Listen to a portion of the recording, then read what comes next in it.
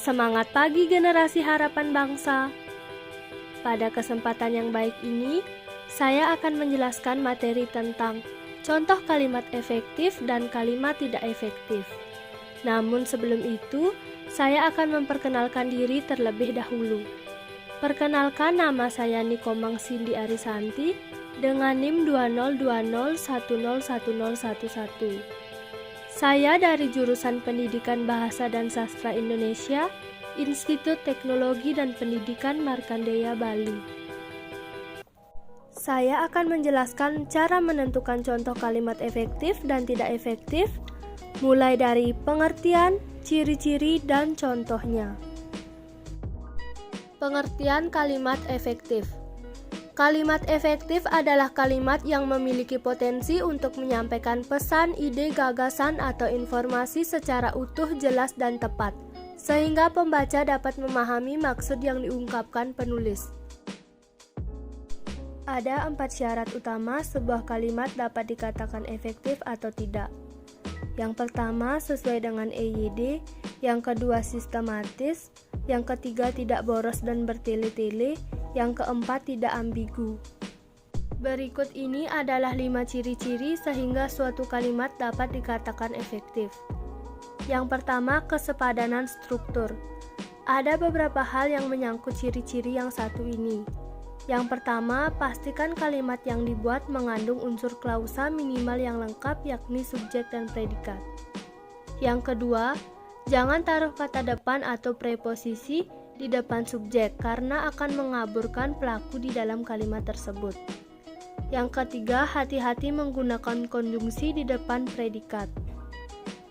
Yang keempat, tidak bersubjek ganda. Bukan berarti subjek tidak boleh lebih dari satu, namun lebih ke arah menggabungkan subjek yang sama. Kedua, kehematan kata.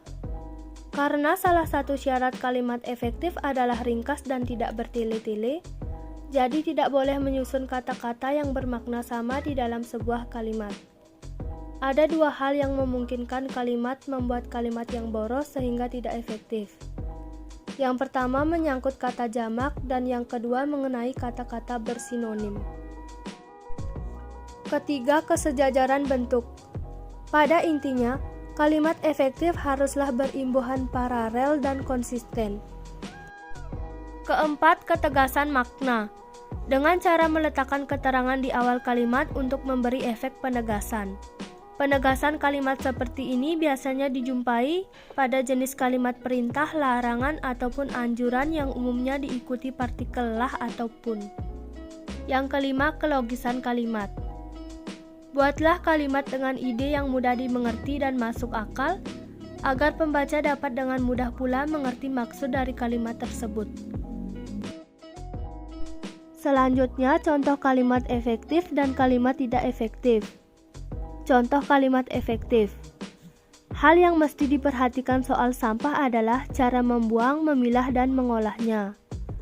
Kalimat ini sudah dapat dinyatakan efektif karena pada ciri ketiga, yaitu kesejajaran bentuk, dijelaskan bahwa kalimat efektif haruslah berimbuhan paralel dan konsisten. Jika pada sebuah fungsi digunakan imbuhan me, selanjutnya imbuhan yang sama digunakan pada fungsi yang sama. Contoh kalimat tidak efektif. Hal yang mesti diperhatikan soal sampah adalah cara membuang, memilah, dan pengolahannya.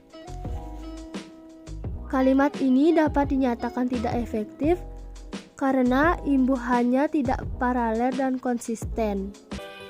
Demikianlah beberapa hal yang dapat saya sampaikan pada video kali ini tentang contoh kalimat efektif dan kalimat tidak efektif. Sekian dan terima kasih.